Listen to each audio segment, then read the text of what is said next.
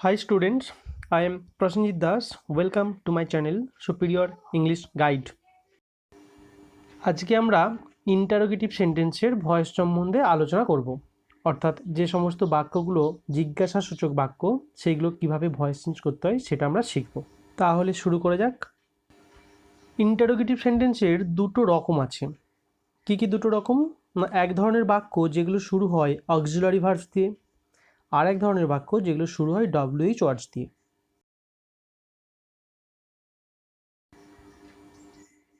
Auxiliary verbs বলতে আমরা দু রকমকে বুঝি, এক প্রাইমারি অক্সিলারি আর মডেল অক্সিলারি। প্রাইমারি অক্সিলারি কোনগুলো?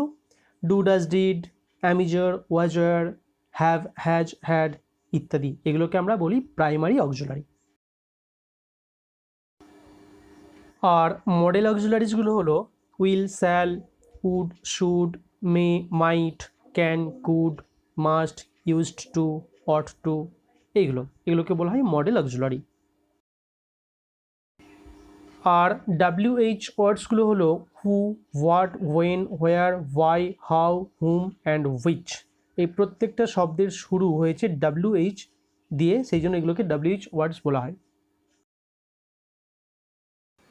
এইবার আমরা দেখব যে সমস্ত বাক্যগুলো অক্সিলারি ভার্ব দিয়ে শুরু হয় সেগুলো কেমন।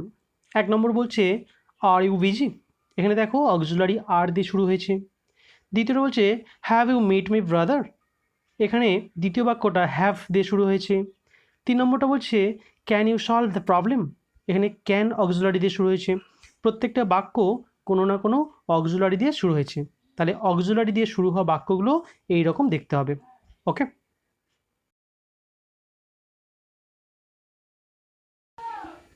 এইবার আমরা দেখব WH ওয়ার্ড দিয়ে শুরু হওয়া বাক্যগুলো কেমন হয়।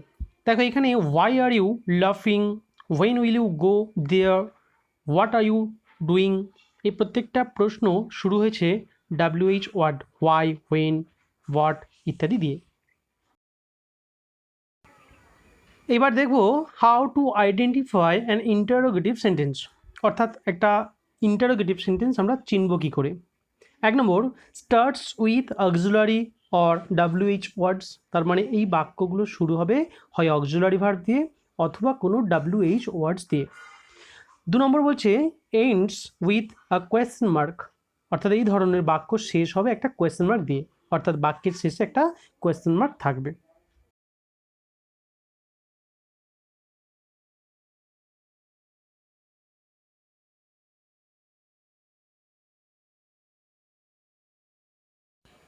এবার দেখো rules from active to passive, অর্থাৎ অ্যাক্টিভ ভয়েস থেকে প্যাসিভ ভয়েস করতে গেলে আমরা কীরকমভাবে করব সেগুলো আমরা দেখব। এবার ইন্টারোগেটিভ সেন্টেন্সগুলোকে প্যাসিভ করতে গেলে 3টে স্টেপ আমাদেরকে ফলো করতে হবে। প্রথমত ইন্টারোগেটিভ বাক্যগুলোকে অ্যাসার্টিভে পরিণত করতে হবে। দ্বিতীয়ত অ্যাসার্টিভ বাক্যের প্যাসিভ ভয়েস করতে হবে, এবং ওই প্যাসিভ ভয়েস যেটা পাওয়া গেল সেটাকে আবার ইন্টারোগেটিভ সেন্টেন্সে পরিণত করতে হবে। এইবার দেখব প্রথম স্টেপ, অর্থাৎ ইন্টারোগেটিভ বাক্যগুলোকে কিভাবে আমরা অ্যাসার্টিভে পরিণত করব। আমরা ইন্টারোগেটিভ বাক্যে দেখতে পাবো সাবজেক্টের আগে অক্সিলারি ভার্ব রয়েছে, অর্থাৎ প্রথমে অক্সিলারি তারপরে রয়েছে সাবজেক্ট। কিন্তু ওটাকে যখন আমরা অ্যাসার্টিভে পরিণত করব তখন সাবজেক্ট থাকবে শুরুতে, বাক্যের শুরুতেই থাকবে সাবজেক্ট, তারপরে অক্সিলারি ভার্বটাকে লিখতে হবে। তার মানে সাবজেক্টের আগে অক্সিলারি থাকবে, সেটাকে আমাদেরকে নিয়ে চলে যেতে হবে সাবজেক্টের পরে। এইবার কিছু এক্সাম্পল দেখে নেওয়া যাক। 1 নম্বর বাক্য যেটা ইন্টারোগেটিভে রয়েছে বলছে are you watching a movie. ওটাকে যখন অ্যাসার্টিভে পরিণত করা হবে তখন বাক্যটা দাঁড়াবে এই রকম, you are watching a movie. বাক্যের মধ্যে প্রথম যে বাক্যটা দেওয়া হয়েছে ওখানে আর ইউ ছিল, ইউ এর আগে আর ছিল, কিন্তু ওটাকে যখন আমরা অ্যাসার্টিভে পরিণত করলাম দেখো ইউটা চলে এসেছে আগে আর ইউ এর পরে চলে এসেছে আর।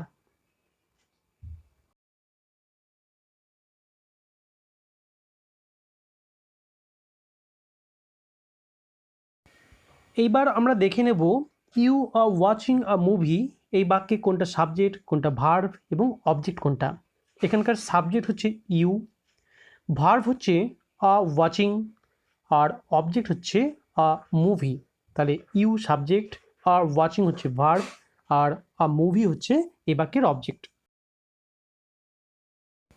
এইবার দেখি you are watching a movie, এটার প্যাসিভ ভয়েস করলে দাঁড়াচ্ছে a movie is being watched by you. এবার দেখো এটা কিভাবে হচ্ছে। তার আগে আমাদেরকে দেখতে হবে যে এই যে লাল কালিতে দেওয়া হচ্ছে SAVO, এটার ফরম্যাট একটু দেখে নাও।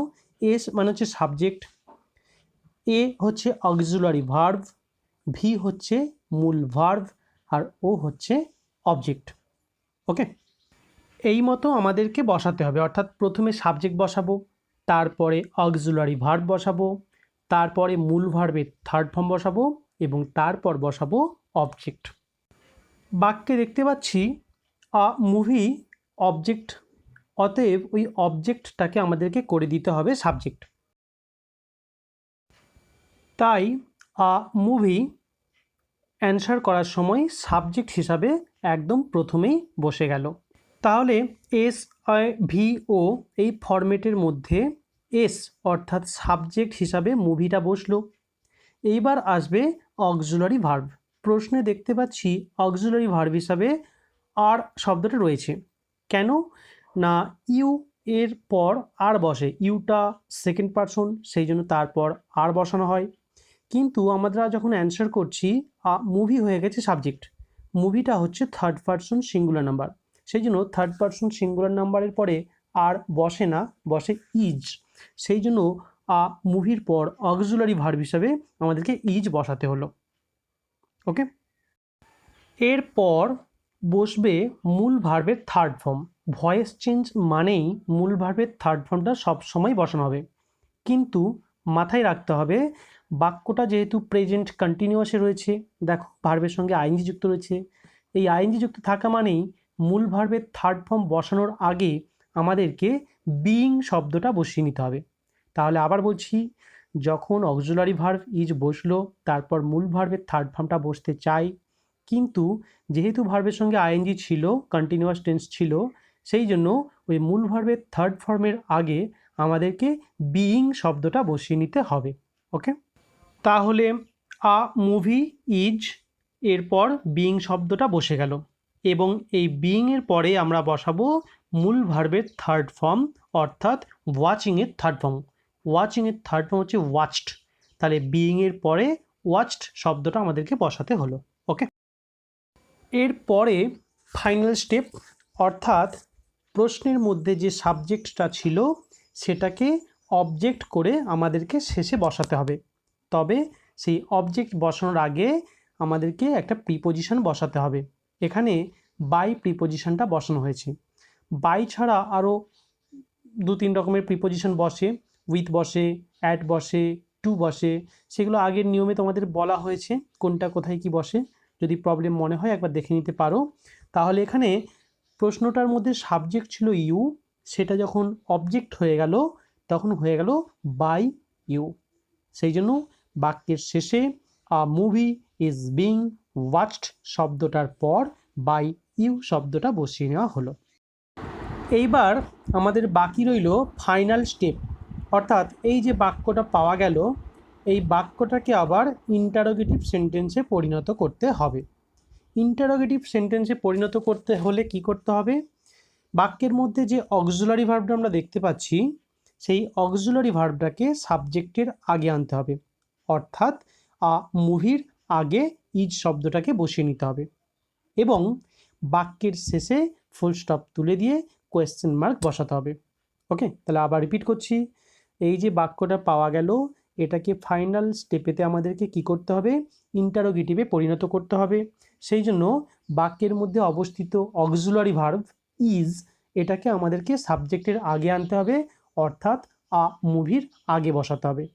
ওকে, আর বাক্যের শেষে ফুল স্টপ তুলে দিয়ে আমাদেরকে কোয়েশ্চেন মার্কটা বসাতে হবে। মাথায় রাখবে, বাক্য ঠিকঠাক লেখা সত্ত্বেও যদি কোয়েশ্চেন মার্ক বসাতে ভুলে যাও, তাহলে বাক্যটা ভুল বলে গণ্য হবে। ঠিক আছে?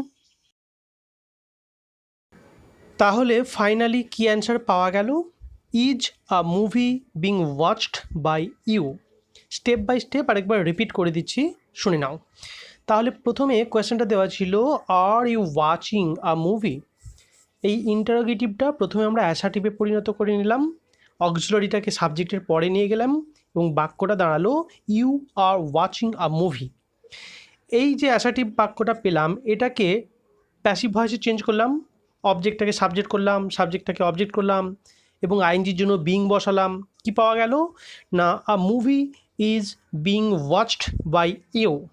এবার এই বাক্যটাকে আবার আমরা ইন্টারোগেটিভে করে দেবো। ইন্টারোগেটিভে করার জন্য কি করতে হবে, অক্সিলারি ভার্বটাকে আবার সাবজেক্টের আগে নিয়ে চলে আসতে হবে এবং শেষে কোয়েশ্চেন মার্ক দিতে হবে। কি পাওয়া গেল বাক্যটা তাহলে finally, is a movie being watched by you এবং শেষে অবশ্যই কোয়েশ্চেন মার্কটা দিতে হবে। তোমরা খাতা পেন নিয়ে এই উদাহরণগুলো লিখে লিখে স্টেপ বাই স্টেপ শুনতে শুনতে করার চেষ্টা করবে, তাহলে আরও ভালো করে বুঝতে পারবে। পরবর্তী ভিডিওতে প্রত্যেকটা টেন্স নিয়ে আমি আলোচনা করব। Okay, thank you very much for watching the video. Good bye.